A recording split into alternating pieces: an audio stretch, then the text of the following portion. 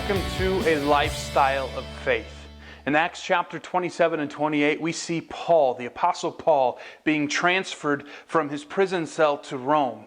In the middle of that prisoner transfer, we see the ship that he's on get taken out by a storm.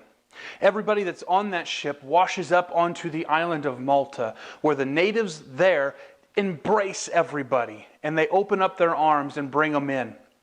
The Bible actually talks about how they had such great hospitality.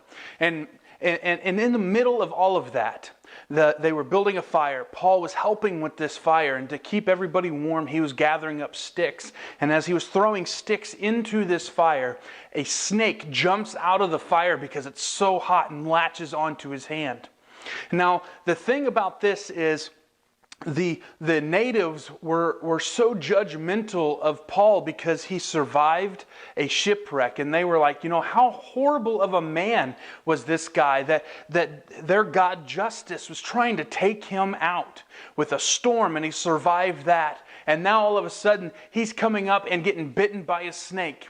Acts chapter 28 verse 6, it says, the natives are watching and waiting for Paul to fall over dead, to swell up, anything. But after days and days and days of waiting, nothing happens. And now their thought process went from how horrible of a man is this guy to this guy must be a god. So they're seeing something different about this man.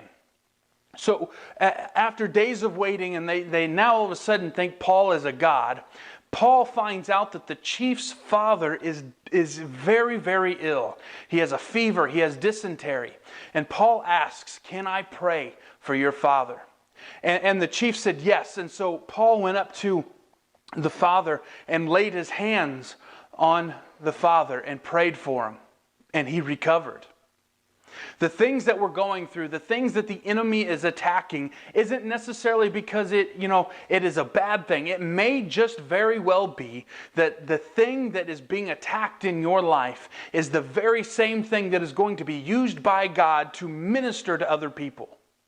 The snake jumped out of that fire and latched onto his hand. And Paul went and used that same hand to lay on the sick, and they recovered. I've said it many times that, the call that's on our lives isn't about us. The calling that God has on your life isn't about you. It's for the people around you. Now, with God's calling on our lives, it comes with a humility. It comes with a humbleness that we need to take on to know that the things that God is bringing to us isn't necessarily for us. The gifts that we have aren't necessarily for us. It's to help advance the kingdom of God. And my encouragement to you this week, think about, seek God, pray about the things that God has placed in your life that the enemy may be attacking, that circumstances may be trying to take away from you. What is God using in your life to minister to the people around you? The testimony that you have, the testimony that you're going to have is so powerful because it is you. You experienced it. You stood on your faith. And now God is using that to help bring people into the family of God, to expand our family, to grow the kingdom of God. So until next time, be living a lifestyle of faith.